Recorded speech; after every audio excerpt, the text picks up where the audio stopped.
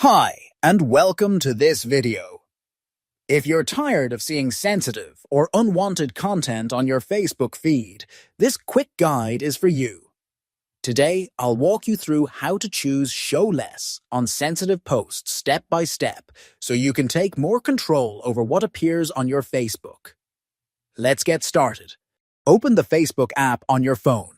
Tap the menu icon in the top right corner of the screen. Now tap the Settings icon, located at the top of the menu. Scroll down the Settings page until you find Content Preferences. Tap on it. Inside Content Preferences, tap on Manage Defaults. Next, tap on Sensitive Content. You'll see two options. Choose Show Less to reduce the appearance of sensitive content in your feed. Tap Save or OK to apply the changes. That's it. You've successfully adjusted your settings to see less sensitive content on Facebook. If this video helped you, feel free to like and subscribe for more useful tutorials.